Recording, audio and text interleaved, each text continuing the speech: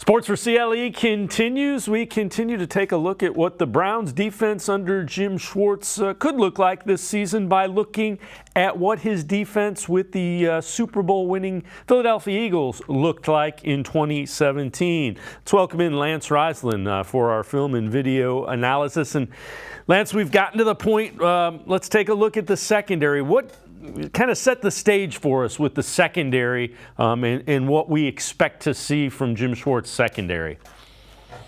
Well, first of all, when you look at the front seven, you can argue that the Philadelphia front seven from 2017 is everybody as good as the front seven from the Browns. Obviously, the Browns had Garrett, the Eagles had Cox. There's a lot of comparisons with Graham and, Smith and Obo and Chris Long. But I would argue that the secondary of the Browns that they have on paper is much better than the Eagles had in 2017, their ability to cover in man coverage.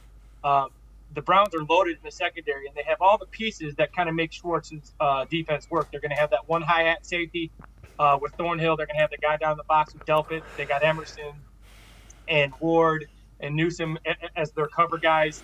The thing that you see that the Browns have yet to kind of accomplish is that attitude that the 2000, not only the secondary of the Eagles, but the whole defense kind of brought to every game and every play. They play with their hair on fire. It's something the Browns have not done yet, but that comes with the coordinator. So I think Schwartz will get these guys going. But this secondary is very, very good. And Schwartz has said as much. He said it's probably the most talented secondary that he's had to work with. Let's take a look.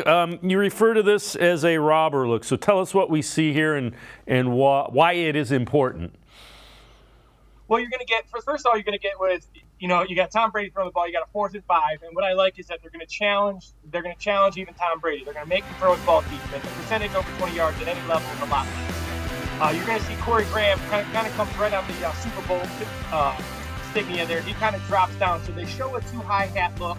But in reality, most of the time, Schwartz is going to be a 1 high hat. Now, watching more and more film with the secondary, not only we talked about Delpit being down in the box and Thornhill being deep, but this group here, this has McLeod on the team. And McLeod's going to be a great teacher. But McLeod plays both down in the box like Delpit. He plays deep.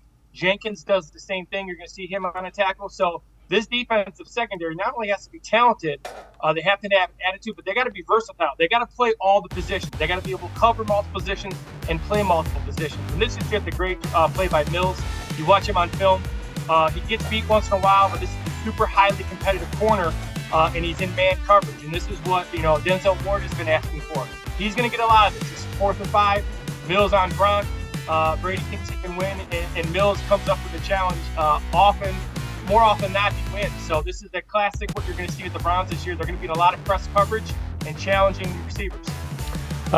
You mentioned that earlier this week we had Greg Cosell, the NFL Films breakdown guy, who talked about the versatility of the safeties.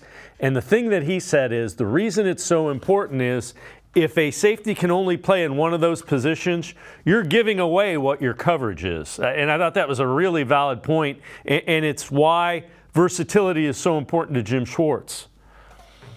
Well, yeah, so they can line up in that 2, that look I showed you, that robber look. They can line up in a 2, and they can be in 1 Yale, which is a 1 man underneath with free safety over top. They can be in cover 3, that match cover 3. They're going to play with Schwartz, that zone coverage that goes way back to the Saban days.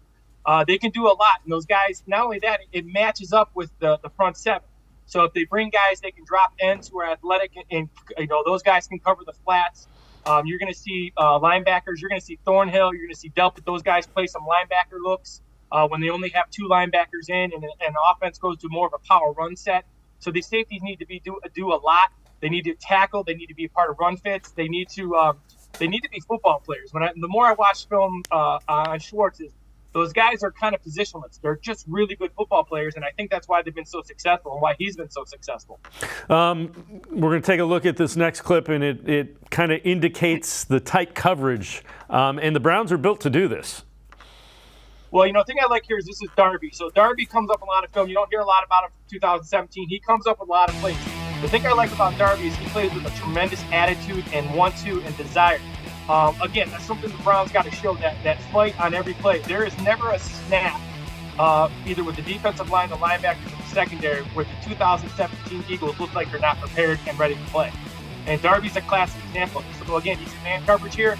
or zone where that guy's running curl in his zone, which kind of makes him be in man coverage, and he breaks up the football. And again, this is the receiver is something that Schwartz will have. All these DBs and these 3 DBs the Browns have can do this really well. Yeah, and again, that's just a throw that you never want the quarterback to make because it looked like it was to the defensive back because he broke on it. You mentioned the versatility of this next clip that we're going to take a look at.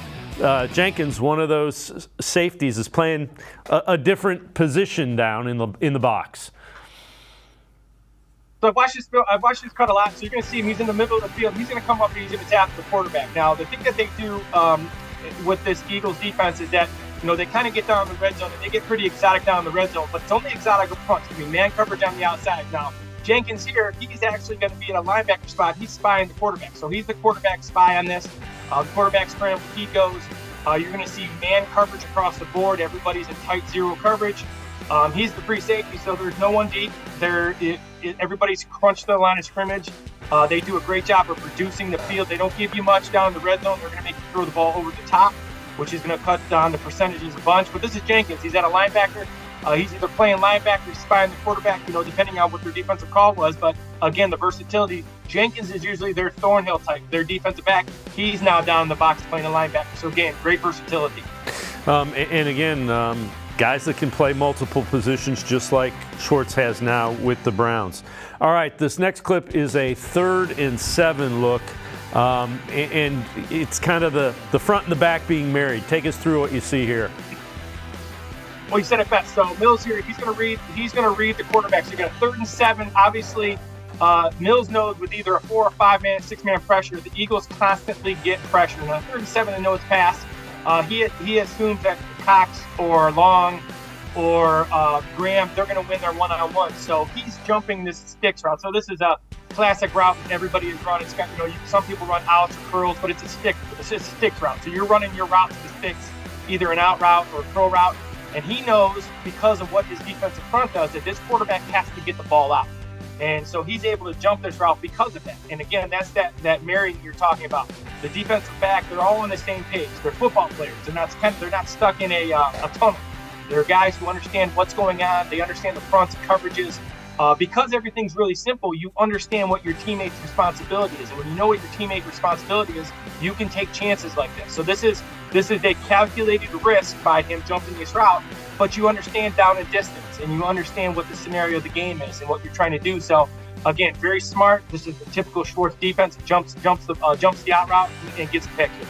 And cornerbacks love that. If they have the freedom to jump routes, they want to do that all game long without question. All right, our last one, a look at McLeod, a guy that is on this defense playing free safety. So again, these guys don't understand this is no. So now he's at the free. Jenkins is usually here, but Jenkins may be down in the box, or he play corner sometimes. They're very versatile in what they do. And McLeod's a guy who is not only going to be a good backup, but he's a guy who can be another coach on the field in the Schwartz defense. So he's gonna limit the amount of time needed to teach this to Thornhill and to Delpit, and he's a guy who can be in the box too. And I think Delpit can play, the kind of linebackers you like. I wouldn't be surprised if you teach Delpit down as a linebacker, McLeod as a strong safety. They can do so many things. Again, the more you watch the film on this 2017 Eagles team, which is something I've really got a chance and really enjoyed doing over the last month, is that they play anywhere and everywhere. Guys do whatever they have to do to win matchups. They don't care who gets the credit. They're going to find a weakness. They're going to exploit it. McLeod here is his safety, something Thornhill will do very well. Just playing sideline to sideline. He's a free safety. He understands, again, keep it in front of you because that pressure is going to get there from the front. So McLeod's a very important guy for the Browns in terms of not only his play, but helping those young guys get used to this defense.